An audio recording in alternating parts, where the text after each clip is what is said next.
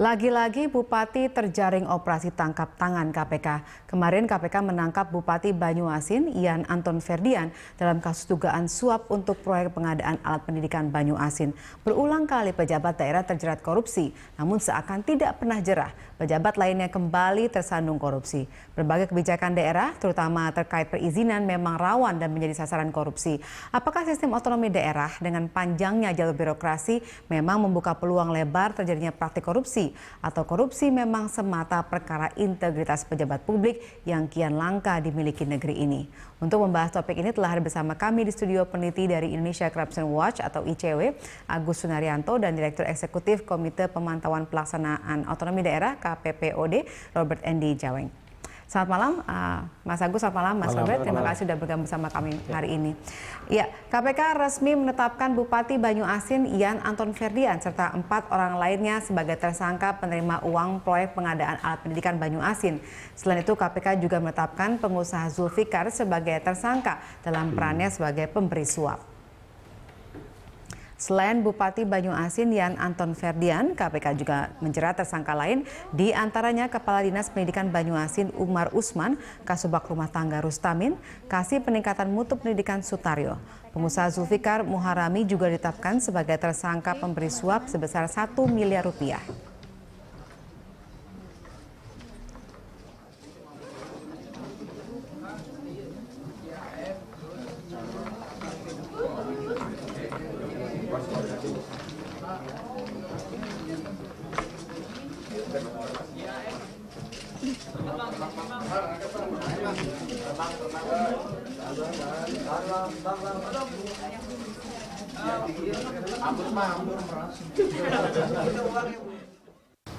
Pertama sekali jam 7, tepatnya jam 7 pada hari Minggu tanggal 4 tersebut, KPK menangkap K yang dikatakan sebagai pengepul tarif untuk pihak swasta.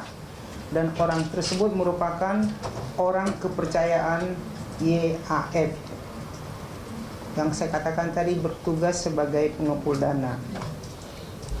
Lalu kemudian bergerak ke kediaman STY, ya STY yang tadi salah satu kasih tersebut, dan menangkap yang bersangkutan sekitar pukul 19 pada hari yang sama. Pukul 9 maksud saya ya. Lalu setelah itu tim bergerak kemudian mengamankan 3 orang, yaitu YAF Bupati, kemudian Rus yang Kasubag Rumah Tangga, dan UU yang Kepala Dinas Pendidikan.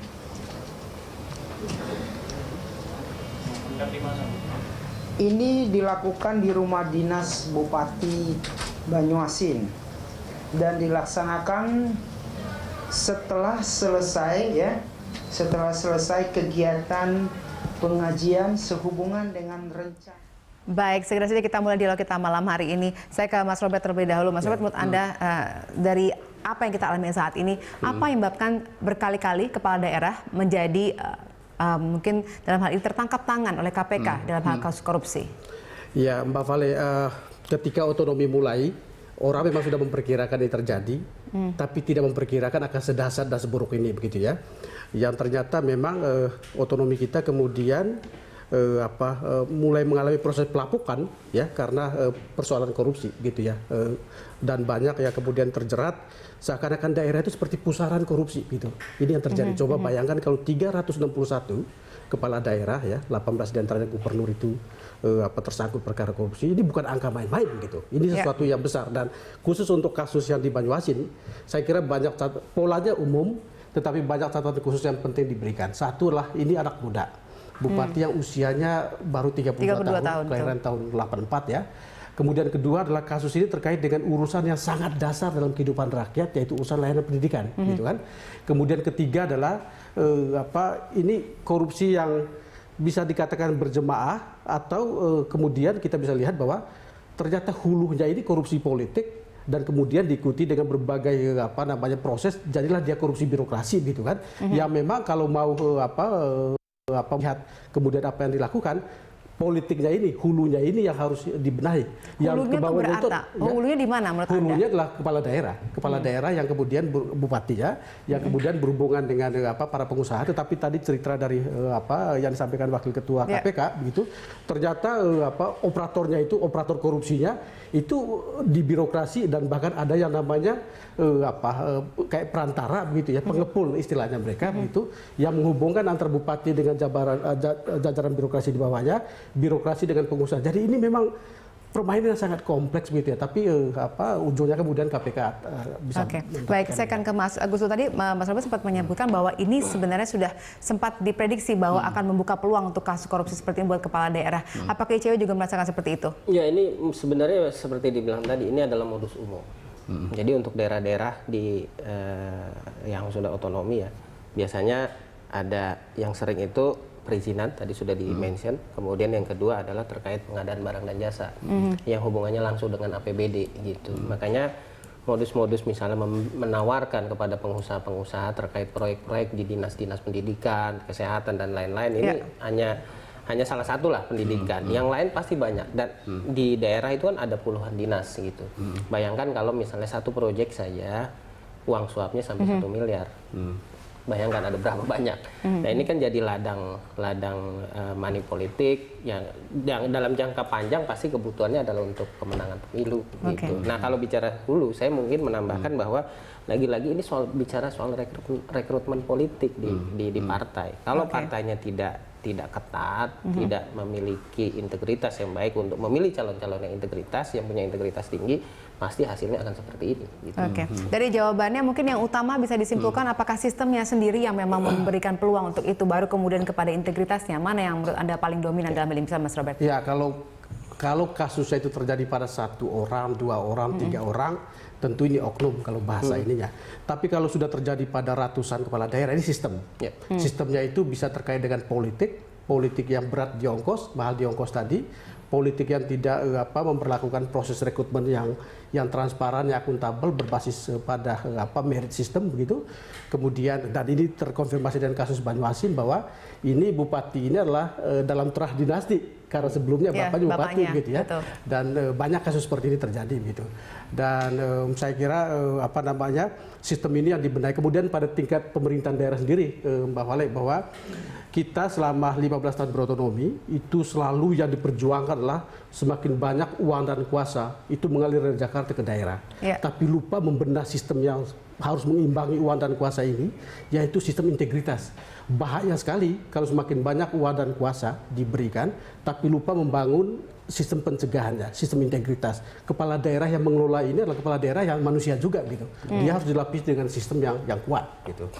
Jadi raja-raja itu kalau misalnya mereka memiliki integritas yang tinggi, yang baik begitu, dengan adanya sistem seperti saat ini, apakah itu memperkecil kemungkinan terjadi korupsi, atau malah dengan adanya sistem ini mereka menjadi tertular ibaratnya dengan kondisi di sekelilingnya sehingga akhirnya membuat korupsi tadi?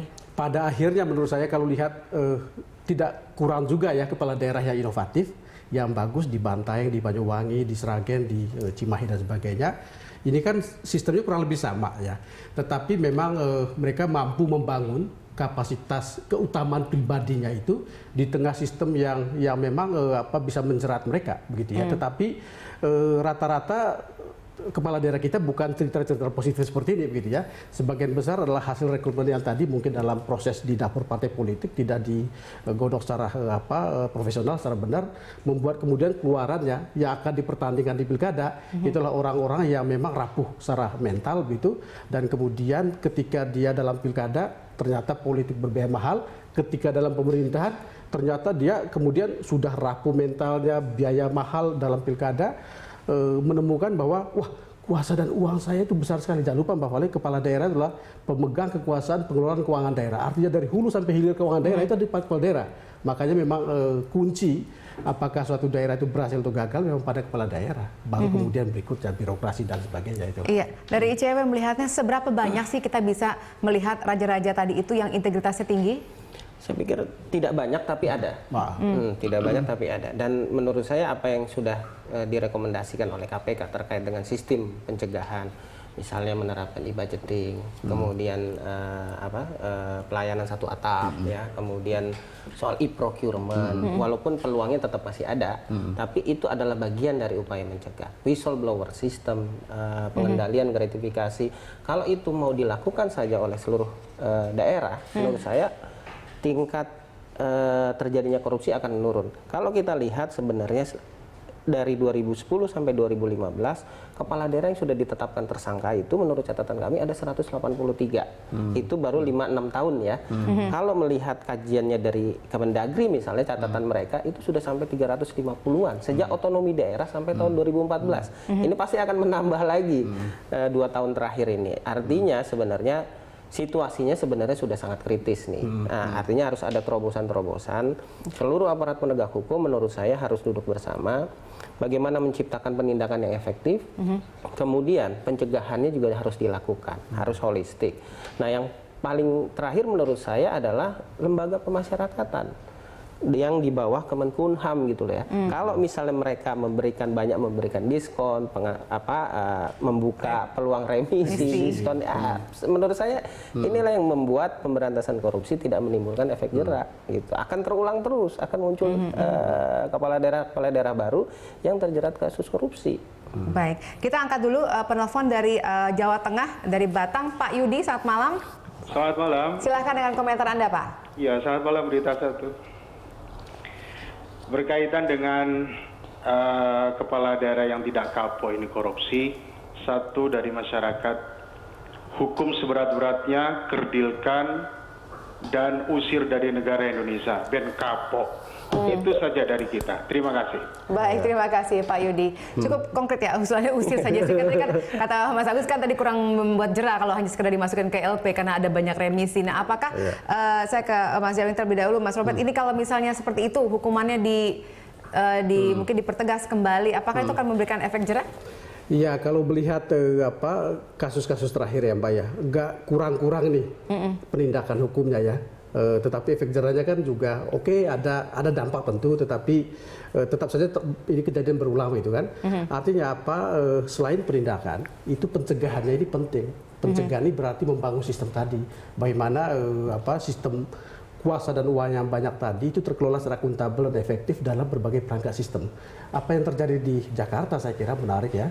Perpaduan antara komitmen politik untuk bersih diri, bersih lingkungan, tapi juga membangun sistem, itu yang membuat kemudian saya nggak tahu angka korupsi Jakarta, tapi kalau dari kesan secara umum ini kan kelihatannya agak berkurang gitu ya.